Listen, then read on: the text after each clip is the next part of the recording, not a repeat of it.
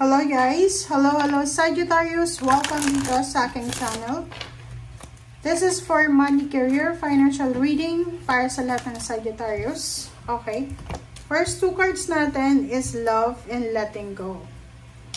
Love, divine source is the idea that no person, place, or thing is your salvation, only love itself. Wow. Letting go. Everything is ended, out of control. Oh.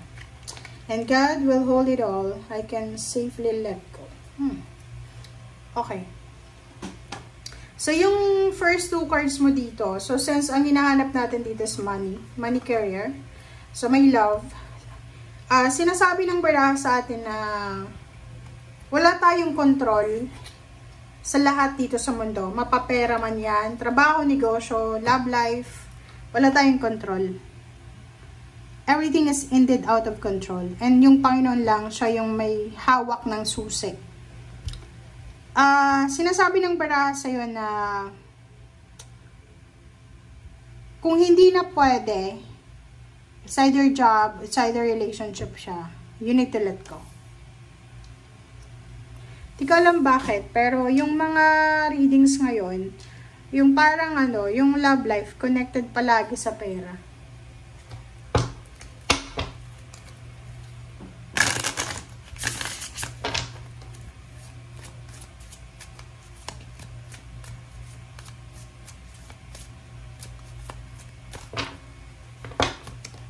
Okay, bountiful harvest.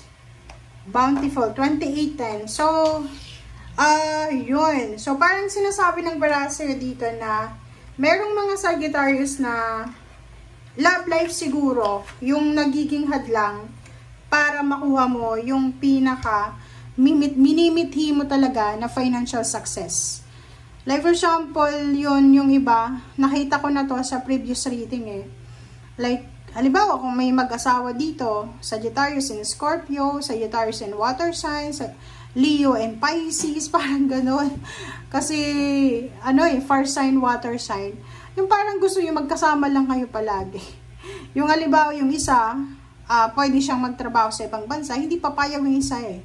Like, isa sa kanila ay selosa, or parang mas kontento na sila na magkasama kahit naghihirap. So, yung bountiful harvest na yan, sinasabi ng baraha sa'yo na makukuha mo yung harvest, makukuha mo yung manifestation mo kung talagang magdedesisyon ka para sa sarili mo. Yun nga, di ba? Hindi natin makukuha, yan sabi sa'yo dyan, hindi natin makukuha yung perfection. Like, hindi ka makakaipon ng pera. Kung gusto mong makaipon ng pera, gusto mong medyo maayos yung takbo ng buhay mo, yung pagiging OFW talaga, yung isa sa pwedeng maging stepping stone dyan. But ang problem dito, kung halimbawa hindi ka naman willing na let go yung homesickness mo, walang mangyayari. Diba? Rest and rejuvenate. So, this is for the month of August and September. Sinasabi ng barahan na kung marami kang mga job offer, lalo na international, local, na malayo. Like, for example, yung pamilya mo nasa probinsya, tapos yung ino-offer sa yung trabaho nasa city, hindi ka makapag-desisyon eh. Nagdadalang isip ka kung tatanggapin mo. Dito sinasabi na magpahinga. Magpahinga ka this August and September. Pag-isipan mong mabuti. Kung makakabuti ba yan sa'yo, makakabuti ba yan sa pamilya mo, magiging maayos ba yung takbo ng buhay nyo.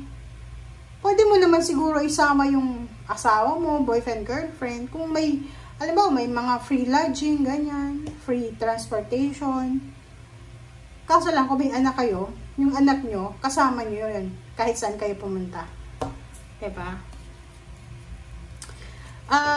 Sinasabi ng baraha sa'yo dito, Sagittarius, so kung medyo pagod na pagod ka na, yung parang exhausted na talaga, yung parang feeling mo wala nang magandang nangyayari eh. Unahin mo yung sarili mo, take rest. Okay? Kasi ang daming nagkakasakit because of stress. Maraming mga nangyayari because of stress. So, kailangan iwasan mo yan, yung sobrang stress. Nakikita ko siya dito na isang collaboration, partnership collaboration, isang business collaboration. Ang posibleng maging rason para medyo gumaan-gaan yung foundation nyo sa pera. Parang, halimbawa, may mag-offer sa'yo ng small business or ikaw yung mamahala sa isang business. So, nakikita ko there's a collaboration and partnership about business or about anything na pwedeng magdala sa'yo ng malaking halagang pera. Sinasabi ng baraha sa'yo na isang tao, maybe water sign, Pisces, Scorpion, Cancer, fire sign, Leo, Aries, Sagittarius, or kung sino man siya, na financially stable siya, posibleng matulungan ka niya na makahanap ng trabaho, makahanap ng pera para sa business na i-create mo. So, ang possible na mangyayari dito is pwedeng bumalik ka sa dati mong employer, sa dati mong boss, sa dating company, or posibleng bumalik ka sa dati mong business. Kung may business ka na dati, tapos nalugi because of pandemic. Pero yung pinaka nakikita ko dito, this month of August and September, pwedeng babalik ka sa dati mong trabaho. Okay, Page of Swords and Five of Swords. Sabi ko sa'yo ito, tatlong baraha, ganun din dito. Sinasabi na kung gusto mong makuha yung pinakamalaking harvest season or harvest time, you need to sacrifice. You need to travel.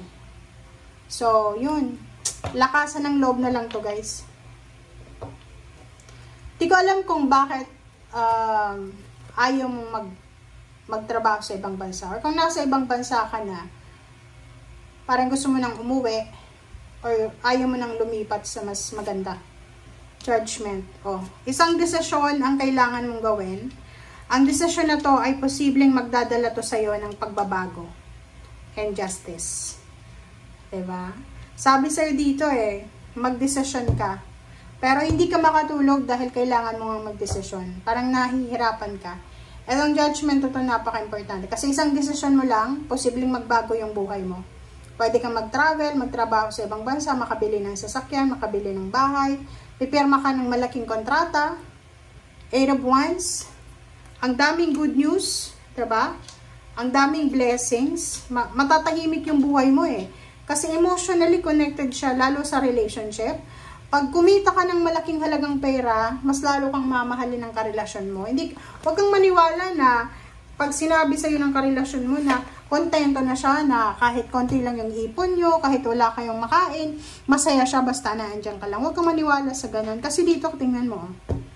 Sinasabi ng barahan na once na kumita ka ng malaki, once na tinanggap mo yung offer na to, international, yung partner mo, yung asawa mo, live-in or boyfriend, girlfriend, siya yung unang magiging masaya. Kasi alam niya na magiging tahimik na yung buhay niya kasi wala na kayong pag-aawayan sa pera. Okay? Thank you guys. Bye!